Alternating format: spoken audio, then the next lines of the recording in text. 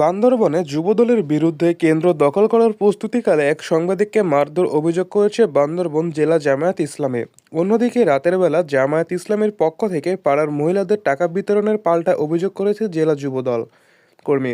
বুধবার রাত 10টার দিকে শহরের কাশেমপাড়া এলাকায় একটি ঘটনাকে কেন্দ্র করে জামায়াত বিএনপি উভয় একে অপরের বিরুদ্ধে পাল্টাপাল্টে অভিযোগ করেছে। এই ঘটনায় জামাল উদ্দিন নামে এক ব্যক্তি আহত হয়েছে। তিনি নিজেকে দৈনিক গণবার্তার পৌরসভার প্রতিনিধি হিসেবে দাবি করেছেন।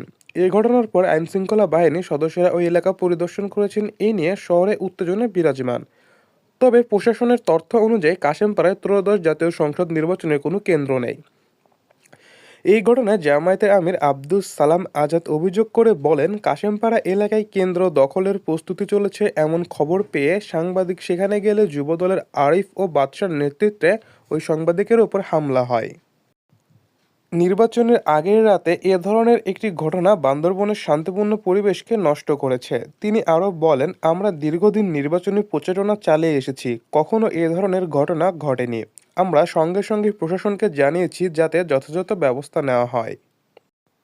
এই ঘটনায় জেলা যুবদলের সাধারণ সম্পাদক আরিফুল ইসলাম চৌধুরী বলেন, রাতের বেলায় পাড়ায় গিয়ে দেখি পৌর জামায়াতের আমির হারুন সহ জামায়াত ইসলামীর বেশ কয়েকজন নেতাকর্মীকে এলাকাবাসী ঘিরে রেখেছে। গিয়ে জিজ্ঞেস করলাম এত রাতে তারা আমাদের পাড়ায় কেন এসেছে।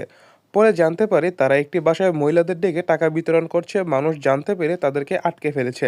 এখন আমি নিজে আমিরকে সেভ করে এলাকা থেকে পার করে দিয়েছি। তিনি আরও বলেন, এই সময় জামাইল নামে জামায়াতের একজন কর্মী ভিডিও করছিল।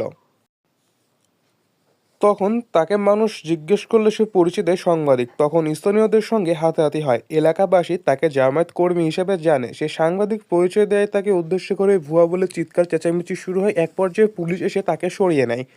এই বিষয়ে বান্দরবন থানার ভারপ্রাপ্ত কর্মকর্তা ওসি শহীদ পারভেজ বলেন, কাশেমপাড়া এলাকায় ঘটনার খবর পেয়ে সঙ্গে সঙ্গে ছুটে গিয়েছি। সেখানে কোনো ভোট কেন্দ্র নেই। পাড়ার ভিতরে জামাল উদ্দিন নামে একজনের সঙ্গে হাতাহাতির ঘটনা ঘটেছে। তবে আমরা গিয়ে ঘটনাস্থলে কাউকেই পাইনি।